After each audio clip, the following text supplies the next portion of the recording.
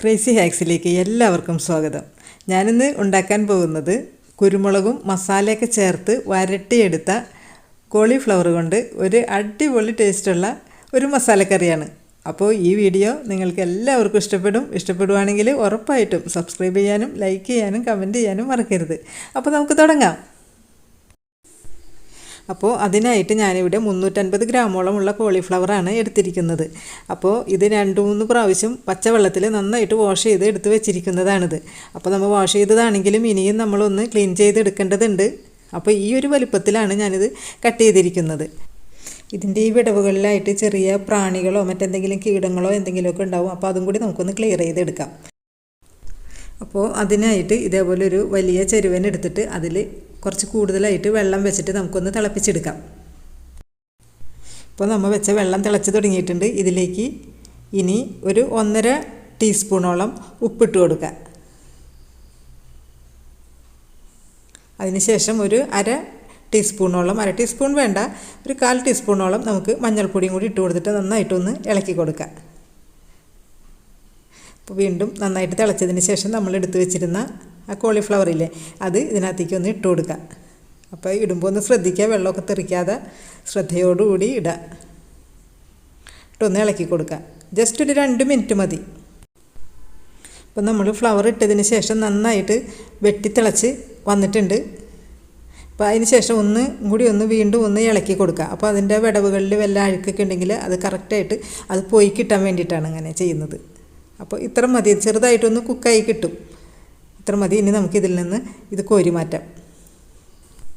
ഇനി നമുക്കിതിലേക്ക് വേണ്ട മസാല ഒന്ന് പൊടിച്ചെടുക്കേണ്ടതുണ്ട്. അപ്പോൾ അതിനായിട്ട് നമുക്കൊരു പാൻ വെച്ചിട്ട് ഒരു ഏലക്കായുടെ സീഡ് മാത്രം ഇട്ട് കൊടുക്കുക, 2 കറുവപ്പട്ട ഇട്ട് കൊടുക്കുക, പിന്നെ ഒരു 5 കരയാമ്പൂവ് ഇട്ട് കൊടുക്കുക.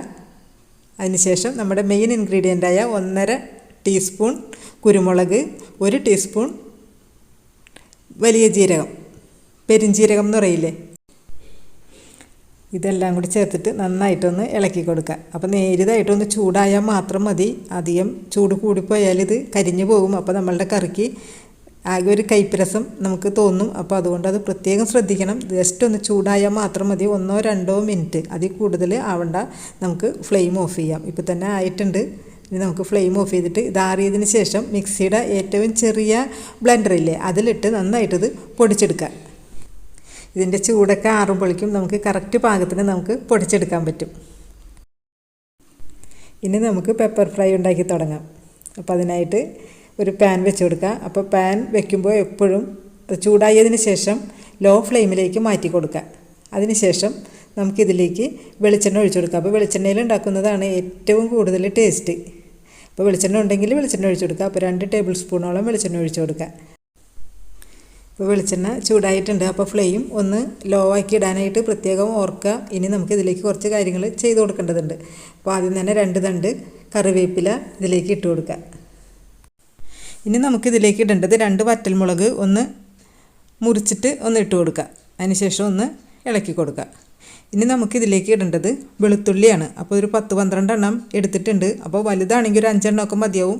ചെറുതായിട്ടൊന്ന് മുറിച്ചിട്ട് ഒന്ന് ഇട്ട് കൊടുക്കുക. അതിനുശേഷം ഒരു 10-15ഓളം ചെറിയ ഉള്ളി എടുത്തിട്ടുണ്ട്. അതും നമ്മൾ 2ആയിട്ടൊന്ന് മുറിച്ചിട്ടുണ്ട്. വെളുത്തുള്ളി മുറിച്ചേക്കണ പോലെ തന്നെ ഇതും ഒന്ന് മുറിച്ചിട്ട് ഒന്ന് ഇട്ട് കൊടുക്കുക. ഇനി അതിലേക്ക് ഇടുന്നത് ഒരു കഷ്ണം ഇഞ്ചി, ഒരു മീഡിയം സൈസ് വലുപ്പത്തിലുള്ള ഇഞ്ചി, ഏകദേശം 1 സ്പൂണോളം ഉണ്ടാവും. അതും കൂടി ഇട്ട് കൊടുത്തിട്ട് നന്നായിട്ട് അങ്ങോട്ട് ഒന്ന് വഴറ്റി കൊടുക്കുക. ആ ഉള്ളിയുടെയൊക്കെ ആ റോ ടേസ്റ്റ് ഒന്ന് മാറി കിട്ടുന്നത് വരെ മാത്രം നമുക്കൊന്ന് വഴറ്റി കൊടുത്താൽ മാത്രം മതി. അതിൻ്റെ കളറൊന്നും മാറാൻ വേണ്ടി നമ്മൾ നിൽക്കണ്ട.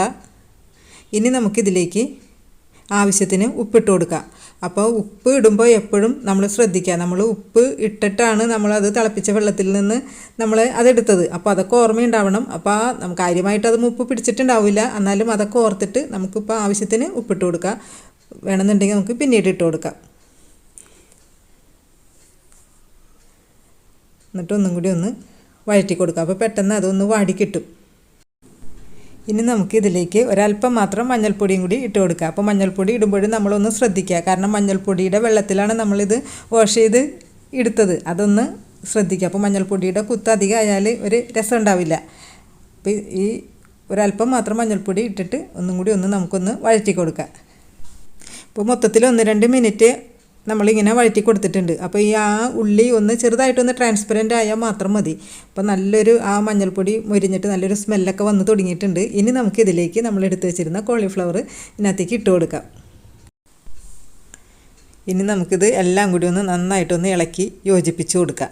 അപ്പോൾ നമ്മൾ ഉപ്പ് ഇനിയിപ്പോൾ ഇട്ട് കൊടുക്കേണ്ട, നമ്മൾ കുറച്ച് ഉപ്പൊക്കെ ഇട്ടിട്ടുള്ളതാണ്. അപ്പോൾ ഒന്നും കൂടി കുക്കായിട്ട് നമുക്ക് ഉപ്പ് നോക്കിയിട്ട് വേണമെന്നുണ്ടെങ്കിൽ നമുക്ക് പിന്നീട് ഇട്ട് കൊടുക്കാം. അപ്പോൾ മൊത്തത്തിൽ ഒരു 10-20 മിനിറ്റ് നമുക്ക് വേണം. ലോ ഫ്ലെയിമിലാണല്ലോ നമ്മളിത് ഫ്രൈ ചെയ്തെടുക്കുന്നത്.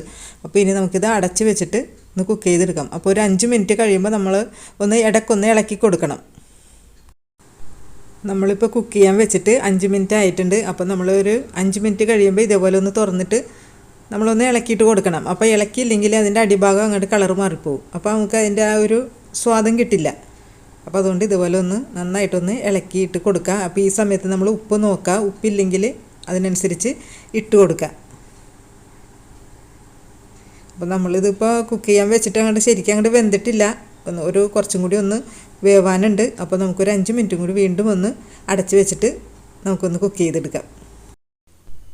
ഇപ്പം നമ്മൾ വേവാൻ വെച്ചിട്ട് വീണ്ടും ഒരു 5 മിനിറ്റും കൂടി ആയിട്ടുണ്ട്. വീണ്ടും നമ്മൾ ഇതേപോലെ തുറന്നിട്ട് നന്നായിട്ടൊന്ന് മിക്സ് ചെയ്ത് കൊടുക്കുക. അപ്പോൾ നമ്മളൊരു മീഡിയം ഫ്ലെയിമിലിട്ടാണല്ലോ നമ്മളിങ്ങനെ ചെയ്യുന്നത്. ഹൈ ഫ്ലെയിമിലിട്ടാൽ പെട്ടെന്ന് ആയി കിട്ടും, പക്ഷേ അതിനുള്ളൊരു ടേസ്റ്റ് നമുക്ക് കിട്ടില്ല. അപ്പോൾ മൊത്തത്തിലൊരു 15 മിനിറ്റോളം നമുക്കിത് ഇങ്ങനെ ചെയ്തെടുക്കുകയാണെങ്കിൽ വേണ്ടി വരും. അപ്പോൾ നമ്മൾ ഈ സമയത്ത് ഉപ്പൊക്കെ ഒന്ന് നോക്കാം കേട്ടോ. അപ്പോൾ ഞാൻ ഉപ്പ് നോക്കിയപ്പോൾ ഒരല്പം ഉപ്പ് കുറവായിരുന്നു. അപ്പോൾ ഉപ്പ് നമുക്ക് ആവശ്യത്തിന് ഇട്ട് കൊടുക്കാം. വീണ്ടും ഒന്നും കൂടി മിക്സ് ചെയ്ത് കൊടുക്കുക. ഇനി നമുക്കിത് കുക്കായോ എന്ന് അറിയണമെന്നുണ്ടെങ്കിൽ ഇതിൽ നിന്ന് ഒരെണ്ണം എടുത്തിട്ട് നമ്മളൊന്ന് പതുക്കെ പ്രസ് ചെയ്ത് നോക്കിയാൽ മതി. അപ്പോൾ ചൂടുണ്ടാവും, അതൊന്ന് ശ്രദ്ധിക്കുക. ചൂടാറി കഴിഞ്ഞതിന് ശേഷം നമ്മൾ ഇതേപോലെ പ്രസ് ചെയ്താൽ മതി. അപ്പോൾ നന്നായിട്ട് അതിങ്ങോട്ട് ഞെങ്ങിപ്പോകും. അപ്പോൾ നന്നായിട്ട് കുക്കായി കിട്ടിയിട്ടുണ്ട്. ഇനി നമുക്കിതിലേക്ക് ഇട്ട് കൊടുക്കേണ്ടത് എന്താണ്? നമ്മൾ പൊടിച്ച് വെച്ചിട്ടില്ലേ കുരുമുളകും കറുകപ്പട്ടയും എല്ലാം കൂടി ചേർത്തത്, അത് ഇതിലേക്ക് ഇട്ട് കൊടുക്കുക. അതിങ്ങോട്ട് ഇട്ടപ്പോൾ തന്നെ എന്തൊരു വാസനയാണ്, ഒരു രക്ഷയില്ല കേട്ടോ. ഇനി ഇതെല്ലാം കൂടി ചേർത്തിട്ട് നന്നായിട്ടൊന്ന് മിക്സ് ചെയ്ത് കൊടുക്കുക. ഇപ്പം നമ്മൾ ചേർത്ത് കൊടുത്ത മസാലയൊക്കെ ഈ കോളിഫ്ലവറിൻ്റെ എല്ലായിടത്തും അങ്ങോട്ട് നന്നായിട്ട് യോജിപ്പിച്ച് നന്നായിട്ട് മിക്സ് ചെയ്ത് കൊടുക്കുക. അതിന് ശേഷം നമുക്ക് വീണ്ടും അതങ്ങോട്ട് ഒന്നും കൂടി ചേർത്ത് വെച്ച് ഒതുക്കി വെച്ചിട്ട് നമുക്ക് ഒന്നും കൂടി 2-3 മിനിറ്റും കൂടി കുക്ക് ചെയ്തെടുക്കാം. അപ്പോഴാണ് അതിൻ്റെ ആ മസാലയൊക്കെ ആ കോളിഫ്ലവറിൽ നന്നായിട്ട് അങ്ങോട്ട് ഇറങ്ങി കിട്ടുള്ളൂ. അപ്പോൾ നമ്മളുടെ കറി ഇവിടെ റെഡി ആയിട്ടുണ്ട്. വീണ്ടും 2-3 മിനിറ്റും കൂടി ആയിട്ടുണ്ട്. അപ്പോൾ ഒന്നും കൂടി മിക്സ് ചെയ്ത് കൊടുക്കുക. അപ്പോൾ വളരെ എളുപ്പമാണ് ഇത് തയ്യാറാക്കി എടുക്കാൻ വേണ്ടി. എല്ലാവർക്കും ഇത് ഇഷ്ടപ്പെടും. അപ്പോൾ നമ്മൾ ചേർത്തതിനകത്ത് 1.5 ടീസ്പൂൺ കുരുമുളകാണ്. അപ്പോൾ നല്ലൊരു അത്യാവശ്യം എരിവ് നമുക്ക് കിട്ടും. അപ്പോൾ അധികം എരിവ് വേണ്ടാന്നുണ്ടെങ്കിൽ നമ്മൾ കുരുമുളക് എടുക്കുമ്പോൾ 1.25 ടീസ്പൂൺ എടുത്താലും മതി. അപ്പോൾ ഓരോരുത്തരുടെ എരിവിനനുസരിച്ച് കുരുമുളക് ഇതിനകത്തേക്ക് ആഡ് ചെയ്ത് കൊടുക്കണം. അപ്പോൾ അതൊന്ന് ശ്രദ്ധിക്കുക. ഇനി നമുക്കിതിലേക്ക് ചേർത്ത് കൊടുക്കേണ്ടത് കുറച്ച് മല്ലിയില. അതും കൂടി തൂക്കി കൊടുത്തിട്ട് വീണ്ടും മിക്സ് ചെയ്ത് കൊടുക്കുക. അപ്പോൾ ഇത്രേ ഉള്ളൂ പരിപാടി. ഇനി നമുക്ക് ഫ്ലെയിം ഓഫ് ചെയ്ത് സെർവിങ് പ്ലേറ്റിലേക്ക് മാറ്റാം. ഈ കറി എന്ന് പറഞ്ഞാൽ നോൺ കഴിക്കുന്നവർക്കും കഴിക്കാത്തവർക്കും ഒരുപോലെ ഇഷ്ടപ്പെടും. നമുക്ക് ചോറിൻ്റെ കൂടെ മാത്രമല്ല, നമ്മൾക്ക് അപ്പത്തിൻ്റെ കൂടെ എന്തിൻ്റെ കൂടെ വേണമെങ്കിലും നമുക്കിത് കഴിക്കാൻ നല്ലൊരു കോമ്പിനേഷനാണ്. ഇപ്പോൾ ചോറിൻ്റെ കൂടെ കഴിക്കുകയാണെങ്കിൽ ഒരല്പം തൈരും കൂടി ഉണ്ടെങ്കിൽ പിന്നെ നമുക്ക് വേറെ ഒന്നും വേണ്ട. അത്രയ്ക്കും കിടു ടേസ്റ്റാണ് ഈ കറിക്ക്. അപ്പോൾ എല്ലാവർക്കും ഈ വീഡിയോ ഇഷ്ടപ്പെട്ടെന്ന് കരുതുന്നു. ഇഷ്ടപ്പെടുവാണെങ്കിൽ നിങ്ങൾ ഉറപ്പായിട്ടും സബ്സ്ക്രൈബ് ചെയ്യാനും ലൈക്ക് ചെയ്യാനും കമൻറ്റ് ചെയ്യാനും മറക്കരുത്. അപ്പോൾ നമുക്ക് നല്ലൊരു വീഡിയോ ആയിട്ട് വീണ്ടും വരാം. അതുവരേക്കും എല്ലാവരും ഹാപ്പി ആയിട്ടിരിക്കുക. ടാറ്റാ.